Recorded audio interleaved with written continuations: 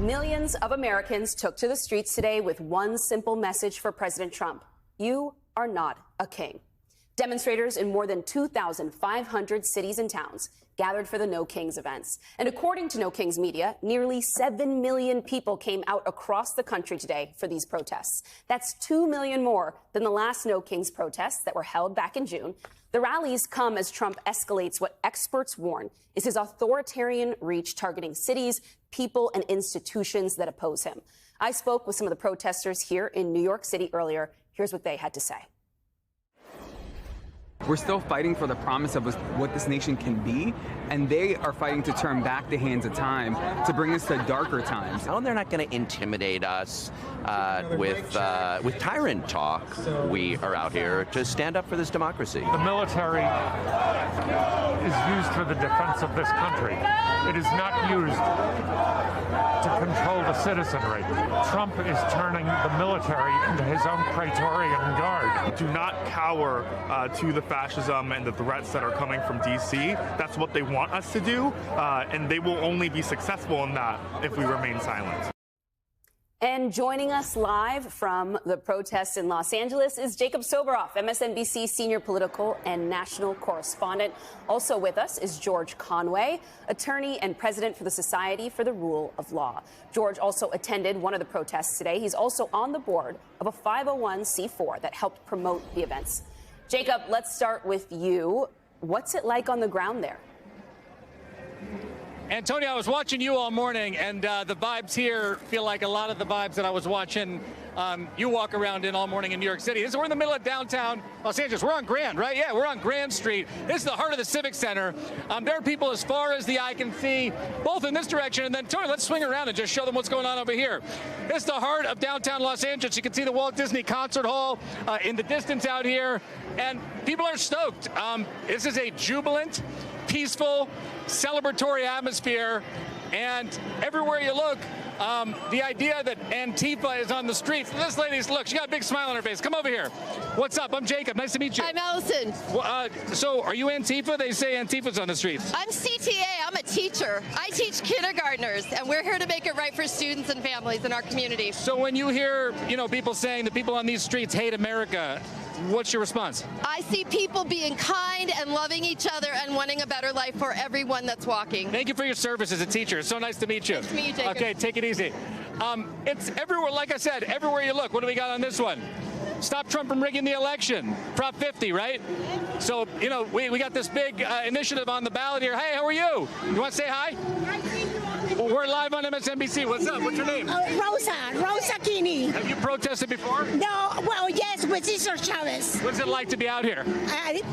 Emotional. So you went from Cesar Chavez fighting for the rights of the workers to being out here. And Imperial Valley, Salinas, you name it. Amazing. Thank you. That's my daughter here. What's your name? Angela. Angela, it's so nice to be out here with you. What does it feel like to be out on the streets today? It's good. This is my first time. Ever? How are you feeling? Good. Very good. What brings you out to the streets? What doesn't? I mean, everything that's going on in this country is horrible. Taking our neighbors. Taking away our rights, taking away our neighbors, kids being scared to go to school is horrible. And you're fighting back? Yes, of course. All right, you be safe out here today, all right? You too. Nice to meet you guys. It really is electric, guys. And look, here's another one. These inflatable suits, everywhere you go, people are partying. Where'd you get that suit? I bought it. Amazon, but I don't really. We're live on MSNBC. Tell me, what's the number one thing that brings you out here right now? Anti-fascism. There you go. No kings in this country. It's not allowed. We didn't vote for it. We don't want it. Ice out of LA. Ice out of LA, please. It's so nice to meet you guys. What are your names? Amanda. Brooke. Amanda and Brooke. All right, nice to meet you, Amanda and Brooke. Let me hand you that if that's okay. Can I hand you that? Wait, check this out, guys. It's loud. I don't know if you'll be able to hear me or if I'll be able to hear you, but it is a real party. Hold on, let me say hi. How's it going in there? It's going well. How are you? Have you guys done this before? I feel like I've seen you guys out and about a lot. Yeah, also it's always at the space where healing needs to happen. When you hear people out in D.C. say, these people out on the streets hate hate America. This is Antifa. What is this? What are you seeing right now? This is love and power and community. Love and power and community. What's your name? Valeria. Valeria? Nice to meet you. Jacob. Take care. Thank you. All right, guys. Wow. This is not, there are no clashes. There is no violence. This is a big, peaceful, loving day on the streets of Los Angeles. Guys? Jacob, what's the best sign you've seen today? Oh, man, the best. How about one that we find right now? Oh, here. This is very California. This is very California. The only orange monarch I want, the butterfly sign. They just asked me what's my favorite sign. Check it out. Nature very lovers California. right there. Hi. Say hi to MSNBC. Hi, MSNBC. Guys, we love butterflies in California. Who doesn't love butterflies? Jacob, make sure you get a energy bar or a Red Bull for your cameraman. You're really working them hard with all those movements across the protest. Hey, you know Get your I steps got them in. in my backpack. That's why I brought the backpack. There you go. Stay safe, my friend. We'll check in with you a little bit later. Greatly appreciate it. So, George, we want to check in with you in D.C. Was the vibe in D.C. as much fun as what was happening in L.A.? Or, I mean, I know D.C. has just been a resurrected war zone, but you were there today, and you also were in a pretty interesting wardrobe choice, I must say. I feel like you were wearing a T-shirt that was designed to troll Donald Trump. Yeah, it said, I am Antifa. And I think a guy from the Daily Caller took a photograph of it, and then it was some kind of gotcha on conservative media. But, it's just completely silly. I mean, I was out there with my dog. I was out in Arlington, Virginia, shortly after 9 a.m. For a march that started at 10. I was there with my corgi, Clyde. And Clyde might be Antifa. Clyde might really be Antifa as a corgi owner. Yeah, he wore this. I also had, yes. And then I also had, just in case we ran into some buildings, I had a bag. Are you showing us your bribes cash on live TV? Here. I mean, thanks for having me on. But anyway, You're supposed to do that after the show ends, George. Oh, sorry. No, and I actually, there was some kind of like a giant puppet of Donald Trump, orange face with little hands that they were manipulating, and I stood up to the puppet like I was making a peace offering with the Cava bag, and so. But anyway, Mr. Soros came through. I mean, it's it's great. I was like, I had all this walking around money thanks to Mr. Soros. But anyway, no, it was absolutely a love fest. It was absolutely a lot of fun. I mean. Joining me now is Jason Stanley, professor of philosophy at the University of Toronto, whose work focuses on authoritarianism, propaganda, free speech, and democracy. He's the author of multiple books, including Erasing History, How Fascists Rewrite the Past to Control the Future. Jason, I'm actually optimistic today. I'm looking at those pictures. It's 11 in the morning in New York. This thing hasn't even started. That's right. I mean, this is so important, what's happening today. And the kind of resistance to which you just drew our attention is so important. I think the administration has gone over its skis, as it were. They think that they thought that they could take the tragic assassination, the horrific assassination of Charlie Kirk, and use it for various advantages. And they have. Many people have been fired. They've been weaponizing tragedies. And maybe they think they don't need public opinion anymore. Maybe they think they have enough of the levers of power that it no longer matters what the people think. I do think that to some extent they believe that. And that's why they're hitting us with these very aggressive messages. Homeland security, tweeting, remigration, things like this, like really out there aggressive messages. It doesn't matter anymore what you do or say, but we're starting to see civil society react to that in the ways you described. I want to explore this a little bit because the producer of this segment makes this point.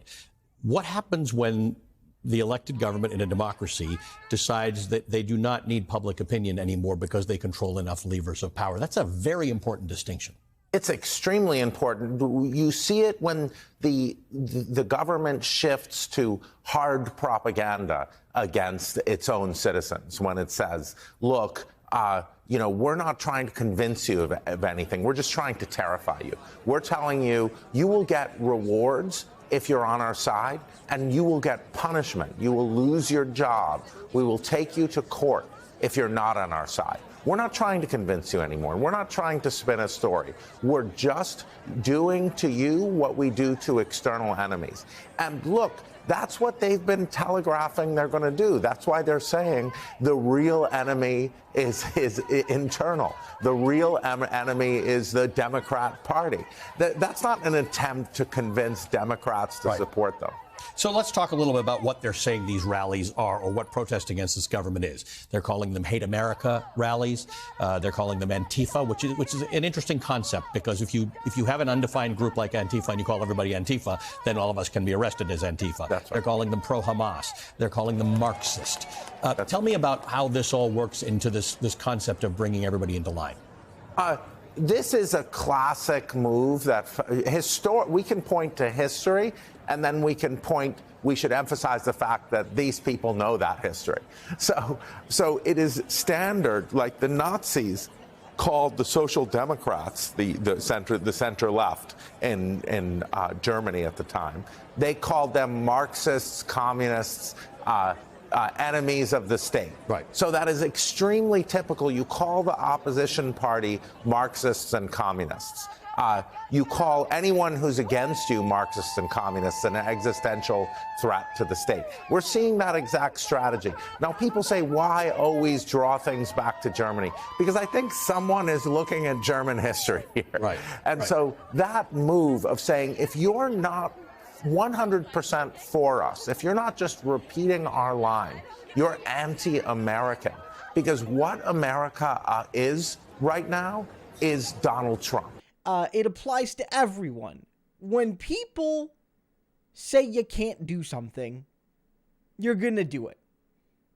And the reason people are protesting is because Donald does not only attack their rights, but basically threaten them. Threaten them with painting anybody that's critical of capitalism, anybody that's critical of Christian nationalism, anybody that's critical of him personally or his movement as effectively anti-American. Saying that if you don't fit this narrow list ideologically and implicitly how you look, where you're from, things like that. If you don't fit my narrow list, you're not really an American, and I'm going to, through ways directly and indirectly, use my state power to hurt you and silence you and ridicule you and on and on and on.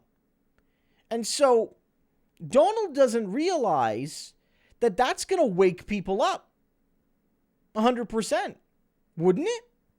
And so the protests you've seen were caused by Donald Trump. The reason people are out there is because of him.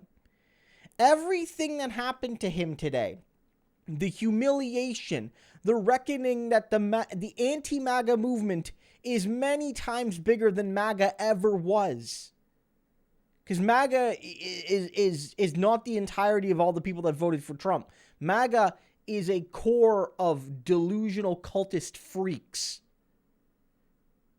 Anti-MAGA is much bigger. And Donald just created the movement that will destroy him and destroy his legacy. 20 years from now, everyone's going to be talking about how they were at No Kings. 20 years from now, everyone will deny they ever voted for Donald Trump.